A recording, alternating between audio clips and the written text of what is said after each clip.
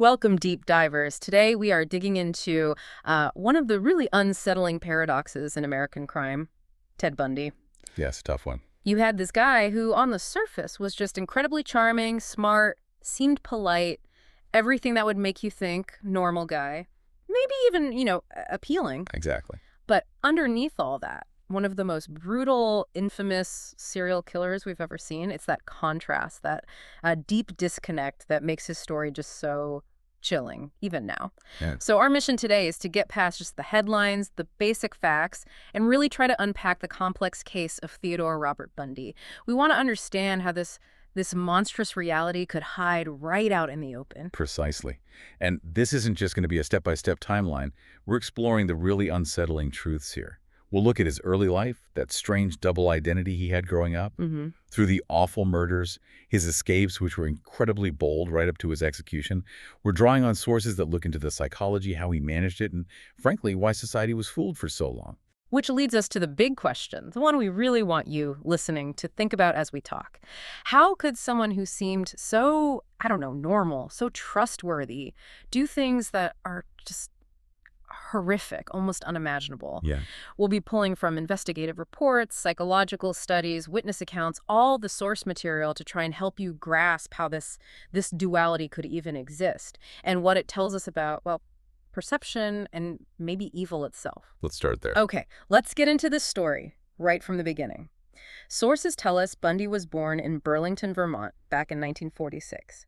In his childhood, it wasn't stable. There was this major family secret hanging over everything. Right, the story that his mother was his sister and his grandparents were his parents. Can you imagine growing up with that kind of fundamental deception kept hidden? It must have been, well, an early lesson in how to maintain a false front, maybe? It certainly suggests an early environment where secrets and performing a role were normalized, at least within the family dynamic. Yet, despite that hidden turmoil, the public Bundy, the one people saw, incredibly captivating, bright, charismatic, seemed ambitious. He studied psychology at the University of Washington.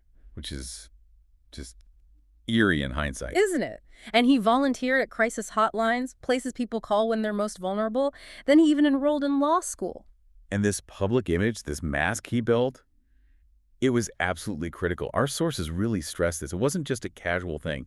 It was key to how he operated for so long without being caught. He wasn't just studying psychology. He was reportedly fascinated by it, by manipulation. Exactly. That knowledge, disturbingly, might have given him a kind of framework for understanding people's weak spots, for crafting that disarming personality, even for choosing victims. He seems successful, good-looking, trustworthy. All the things that lower your guard, not just for potential victims, but for everyone around him, even police initially.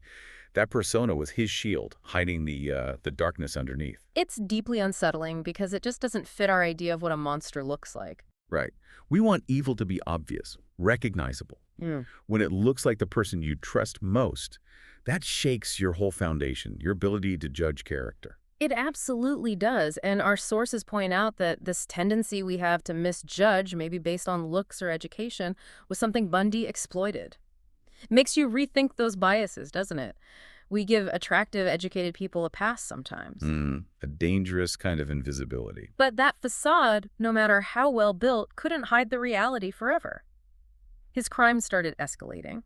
The first confirmed murders, sources say, were in the early 1970s. Though there's a lot of speculation it started earlier, maybe with smaller crimes, peeping, things like that, building up. And when he did start killing, his method was disturbingly consistent. It was almost like a script he followed. Yeah, the feigned injury. Right. He'd often pretend he was hurt, maybe use a sling or a fake cast, sometimes crutches, and approach young women, usually somewhere public. Ask for help with something simple, like loading a boat onto his VW bug. Get them to lower their guard, isolate them. And then he'd abduct them. The details in the reports are just horrific. The victims were brutally assaulted, murdered with extreme violence, and that detail about him returning to the crime scene. Tilling. It really is. Sometimes days later to revisit the bodies. Psychological profiles suggest this wasn't just about control, but almost reliving it, prolonging his sense of power. And the scale. He admitted to over 30 women, right, across multiple states. At least 30. Washington, Oregon, Utah, Colorado, Florida. But given how evasive he was, the real number could easily be higher. We might never know for sure. And he specifically targeted college campuses. Yes, places where he could blend in easily, where young women felt, or should have felt, secure. He turned these places of independence and learning into his hunting grounds. It's terrifying. Just think about that betrayal, that feeling of safety just gone. Not in some sketchy back alley, but on campus, in a park. It affects whole communities. That fear lingers. It really speaks to how deep his manipulation went. Absolutely. Okay, so let's shift to the next part of this saga. Bundy's arrogance and his, well, almost unbelievable escapes from custody. It really shows his audacity. It really does. It started with his first arrest, August 1975 in Utah. And it wasn't even for murder initially. It was a traffic stop. He tried to evade the police. Right. And when they searched his car, that Volkswagen, They found the burglary tools, a ski mask, crowbar, handcuffs, an ice pick. Those items, according to the sources, became the first real link connecting him to unsolved kidnappings in that area. but even as evidence mounted, he was incredibly defiant. Choosing to represent himself in court a lot of the time, that just screams ego, believing he's smarter than everyone else. Totally. And the escapes themselves weren't just impulsive acts. Prison records, psych evaluations point to meticulous planning. It shows this obsessive need for control he had. The first escape, 1977 in Colorado. Yeah, from the courthouse library during a hearing. Jumped right out of a second-story window. Incredibly, he was caught pretty quickly though, right? 6 days later, after a huge manhunt. But then came the second escape, which was even bolder. December 77, from jail in Garfield County. How did he manage that one? He actually starved himself to lose weight.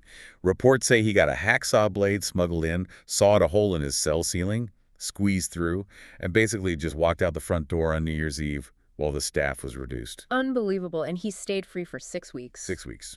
Slipped through multiple states. It showed his cunning, but also, some serious gaps in the system at the time. That kind of calculation, that discipline aimed at such destruction, it's horrifying. And those 6 weeks of freedom after the second escape, that's when he headed to Florida. Setting the stage for the final brutal chapter. So yeah, he uses that freedom, makes his way across the country, ends up in Florida, and this is where his violence just explodes. January 1978, the attack everyone remembers. The Chi Omega sorority house at Florida State University. He breaks in, and within minutes, attacks 4 women in their beds. Kills 2 of them, Margaret Bowman and Lisa Levy. The speed, the brutality, it sent absolute shockwaves everywhere. Nationwide horror. And it didn't stop there. Just weeks later, his final known victim. 12-year-old Kimberly Leach. His youngest victim. Her age just amplified the public's fear and outrage. It was shortly after her murder that he was finally caught for good. How did they get him that time? Stolen van, driving erratically. A police officer pulled him over in Pensacola. That was it. His run was finally over. But think about the terror in Florida during those weeks he was loose, especially after Chi Omega. Parents, students, just constant fear until he was caught. It's hard to even imagine that level of fear gripping entire communities. The relief when they finally got him must have been immense. Overwhelming, absolutely. And the trials that followed in Florida, there was something else entirely. A media circus, right? Among the first major trials to be nationally televised. Yes, a complete spectacle. And Bundy played to the cameras. Still trying to project that charm, smiling, flirting with reporters, even while on trial for these horrific crimes, and still representing himself sometimes. Turning the courtroom into his stage, trying to control the narrative. But despite all that manipulation, the evidence was just too strong. What was the key piece? The forensic evidence was crucial, particularly the bite marks left on Lisa Levy, one of the Chi Omega victims. They matched his dental impressions, pretty groundbreaking forensic work for the time. Wow. That, plus eyewitness accounts and just a mountain of other evidence, led to his convictions. 2 death sentences in 1979, one for the Chi Omega murders, another for Kimberly Leach's murder. But even on death row, he didn't stop manipulating, did he? No. He kept trying to bargain, offering these partial confessions to cold cases, trying to trade information for more time, maybe avoid the execution, always trying to stay in control right to the very end. But the end did come. January 24th, 1989, years of appeals finally ran out. Execution by electric chair at Florida State Prison. And the scene outside the prison, sources describe it as intense. Large crowds gathered. A real mix of people, onlookers, survivors, victims' families, some holding signs famously, "Burn, Bundy, burn." It was this huge raw release of public anger and maybe relief. A very Yeah. visible end to a really dark chapter. Definitely marked an endpoint. And even now, decades later, his case just looms large in true crime discussions. Our sources covered extensively. His legacy. It changed how we think about serial killers, how police investigate, how the justice system works. It fundamentally affected our understanding or questioning of evil itself, a chilling impact that still resonates.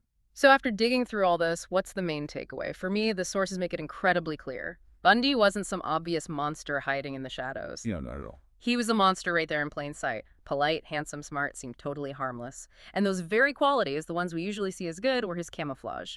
They let him hide what he was doing for years. It's such a stark, chilling reminder that evil doesn't always wear the face we expect. It can smile, it can be sophisticated, and that makes it even more terrifying because it makes you doubt your own judgment, the signals you rely on.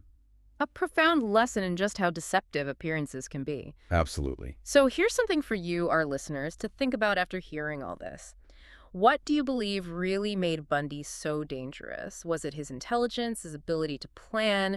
Was it that chameleon thing blending in so perfectly? Or maybe it was society's own reluctance at first to believe someone who looked so normal, so good, could possibly be capable of such horror. Thinking about those complexities is really key, not just for understanding Bundy, but for understanding maybe the potential for darkness more broadly. The most uncomfortable truths are often the ones that teach us the most, forcing us to challenge our assumptions about who we trust and why.